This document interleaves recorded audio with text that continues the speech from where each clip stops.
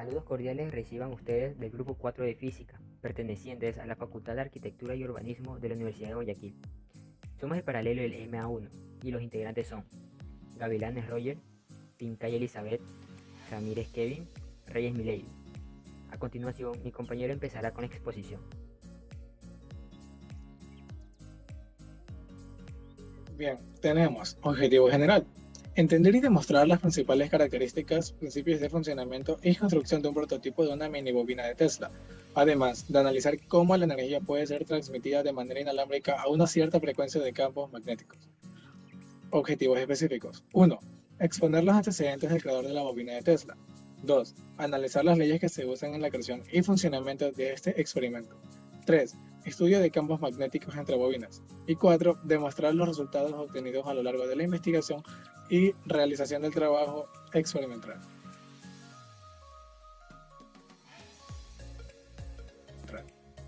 ¿Y ustedes creen que se puede producir energía inalámbrica? Para comprender el funcionamiento de una bobina de Tesla, se procedió a hacer una ardua investigación referente al tema, con bases conceptuales que las envuelven, tales como la ley de Faraday, la ley de Ampere y la ley de Gauss. Con esta bobina, Tesla pudo demostrar el funcionamiento de la corriente alterna. Este experimento permite el estudio del campo electromagnético y la transmisión de energía de manera inalámbrica. Para comprobar el éxito del experimento y el aprendizaje de las teorías, se optó por usar distintas variables de medición, observando así que los focos usados para este fin representan varias reacciones. Como antecedentes tenemos que en el año 1887, Nikola Tesla construyó el primer motor de inducción sin escobillo, alimentado por una corriente alterna, a la vez que este fue presentado en el Instituto Americano de Ingenieros Eléctricos. Posteriormente, en el año 1891, él diseña la bobina de Tesla, siendo este un gran generador de alta tensión. El físico deseaba probar que la electricidad puede ser transmitida sin hilos, es decir, sin intermediarios. En su laboratorio de Colorado Springs, Tesla tenía a su disposición una enorme bobina de 16 metros conectada a una antena, lo cual es bastante alto. El dispositivo era usado para realizar experimentos de transmisión de energía. Las versiones originales de este era de gran tamaño y usaban fuentes de alta tensión y a la vez de alta corriente, lo cual significaba un riesgo muy mortal para las personas que trabajaban en este proyecto. Naturalmente, hoy en día hay diseños mucho más pequeños, compactos y caseros como el que presentaremos luego.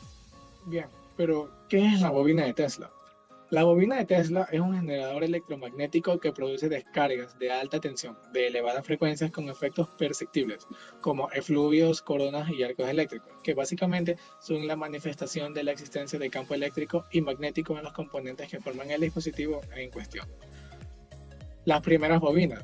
Podemos decir que el American Electrician Handbook, que es un libro que ha servido como referencia durante aproximadamente un siglo en la industria de la electricidad, especifica que una de las primeras bobinas de Tesla da una descripción magnética, donde un vaso acumulador de cristal de 15 centímetros por 20 centímetros es enrollado entre 60 u 80 vueltas de alambre del mayor porcentaje de cobre número 18.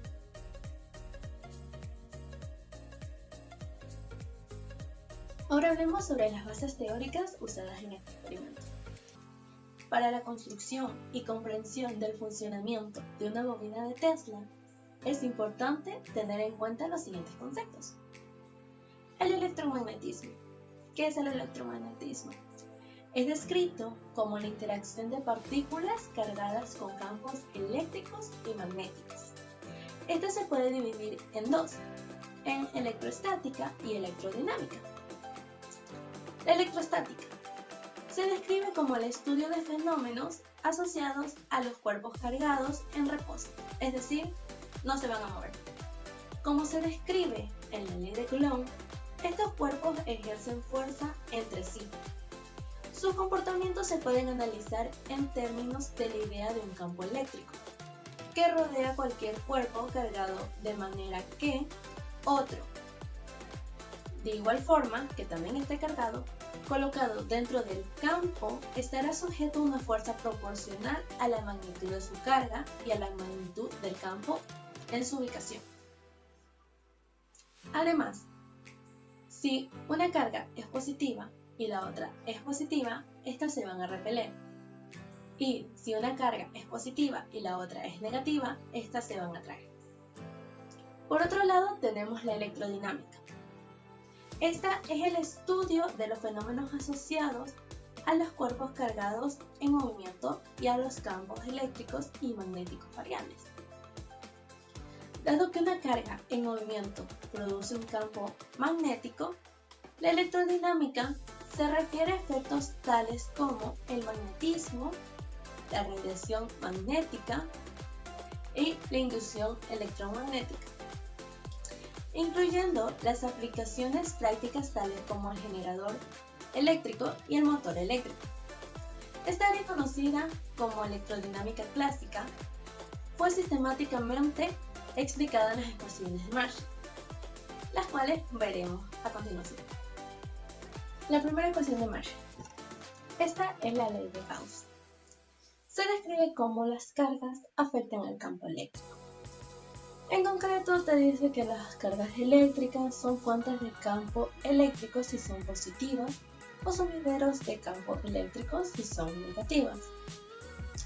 En términos generales y para que sea más fácil comprender, cargas del mismo signo se repelen y de distintos signos se atraen. La ley de Gauss también captura que el campo eléctrico decae con la distancia y lo hace de una manera muy precisa, con el cuadrado de la distancia. Esto dota al campo eléctrico de unas propiedades geométricas muy útiles. Como segunda ecuación, tenemos a la ley de Gauss para el campo magnético. Esta dice que el flujo del campo magnético a través de toda una superficie cerrada es nulo. Ahora tenemos la tercera ecuación, la ley de Faraday. Nos dice que si un campo magnético cambia en el tiempo, esto activa el campo eléctrico de manera precisa, es decir, cerrándose. Concretamente, si el campo magnético aumenta, el eléctrico se orienta en el sentido de las agujas del reloj, y si decrece, se orienta al contrario. En definitiva, nos está contando que no solo cargas e imanes pueden influir en los campos, también pueden hacerlo entre ellos. Finalmente tenemos nuestra última ecuación, la ley de Ampere. Nos dice que un campo eléctrico cambiando en el tiempo o cargas moviéndose, es decir, corriente eléctrica, activan el campo magnético. Este elemento nuevo es muy útil en las aplicaciones, pues permite generar imanes artificiales. Basta con hacer pasar una corriente eléctrica por una bobina con la forma apropiada y tienes un campo magnético. Esto lo veremos mejor en nuestro experimento. Cuanto más intensa sea la corriente, más intenso es el campo magnético.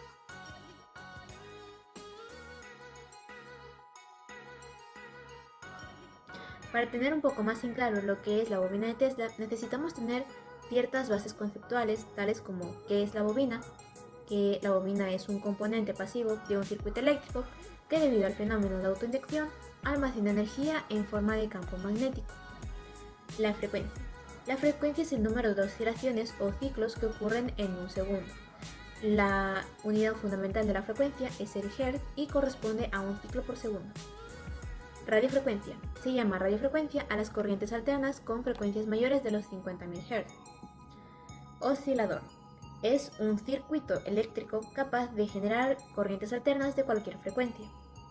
La resonancia es el conjunto de fenómenos relacionados con los movimientos periódicos que producen reforzamiento de una oscilación al someter el sistema a oscilaciones de una frecuencia determinada.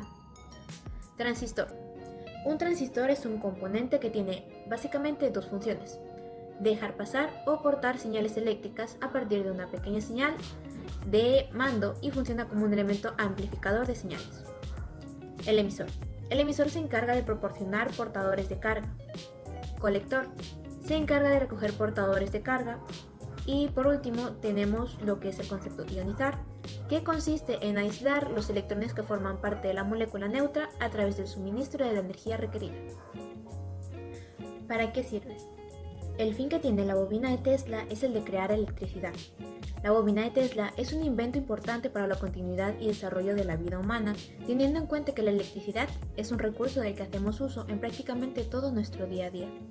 Podemos encontrarle distintos usos a esta bobina, tales como que transmite energía. La transmisión inalámbrica es una técnica con la que se da una distribución de energía eléctrica sin un soporte material. También está la alimentación de lugares en difícil acceso. Por sus características se facilita lo que es la transmisión de energía y puede alcanzar lugares con difícil acceso. Para la fotografía se utiliza por sus chispas o streamers que son generados desde el electrodo superior. Y en la física, pues gracias a los campos magnéticos y electricidad transferida se han creado campos que los científicos han estudiado e investigado.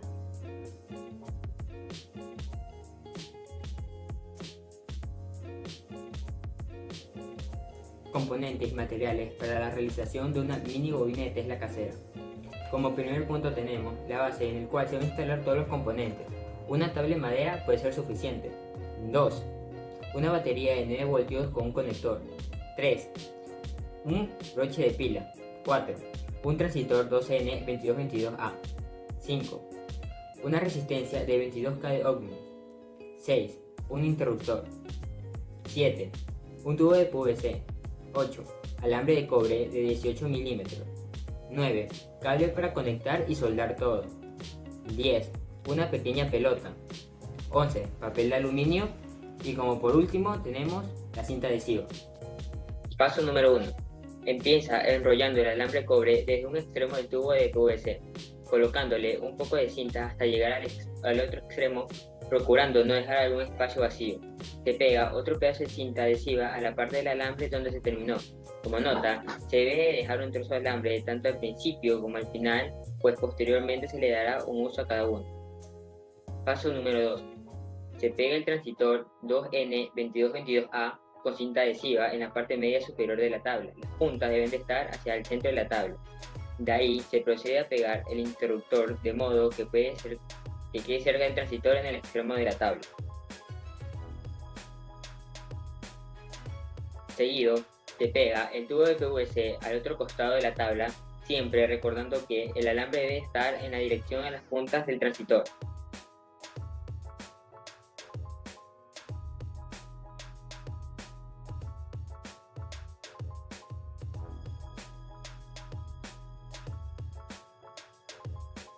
Paso número 3. Se suelda la resistencia 22K a la parte central del transistor.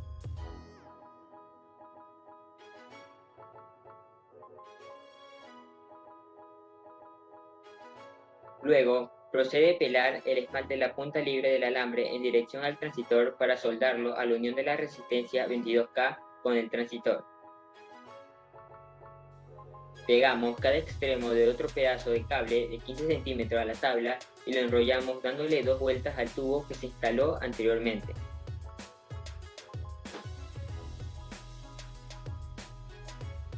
Paso 4. A continuación se suelda el extremo derecho del cable ordinario a la punta derecha del transistor.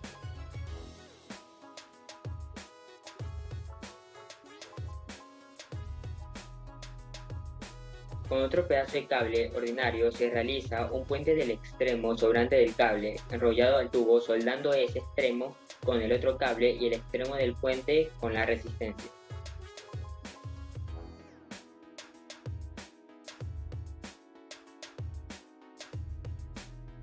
Después se debe soldar otro puente desde la tercera punta del interruptor hacia la unión del punto anterior.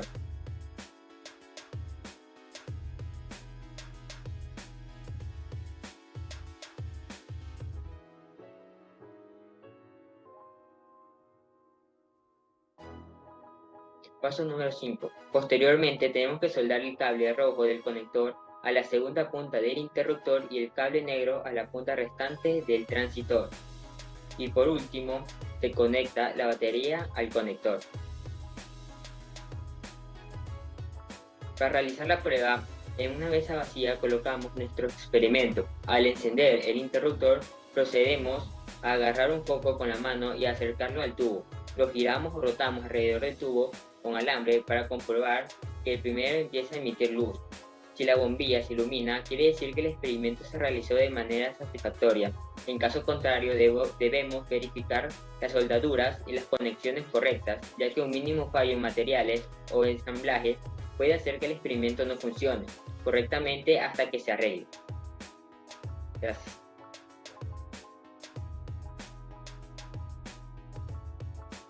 Conclusiones. Conclusión número 1. El buen funcionamiento de la bobina de Tesla depende muchísimo de los materiales que se use y su ensamblaje, ya que un pequeño fallo en cualquiera de estos haría que la bobina no funcione. El primer intento resultó fallido, pero el segundo fue un éxito. Conclusión 2.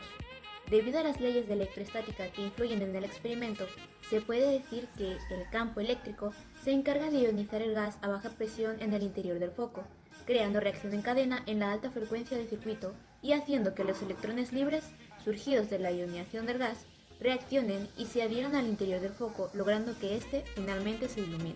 Como tercera conclusión tenemos: el proceso del experimento de una mini bobina de Tesla es un ejemplo interactivo que permite a los estudiantes comprender diferentes conceptos de la física, ya sea el principio de la conservación de la energía, la ley de Gauss, la ley de Faraday, etc. Además permite medir de forma directa variables como el voltaje y también variables indirectas como lo es el reemplazo de la resistencia, frecuencia de emisión de la radiofrecuencia. Al hacer el uso del experimento con distintos focos, se encontró que los focos de 10 watts y menores no prendían en ningún acercamiento, mientras tanto que los focos de 15 y 20 watts respectivamente sí presentaron algún cambio en el segundo acercamiento que tuvieron con la mini bobina de Tesla, por lo cual podemos decir de que el experimento se realizó satisfactoriamente, demostrando que sí es posible producir energía sin necesidad de cables, como lo propuso en su momento Nikola Tesla. Muchas gracias por su atención.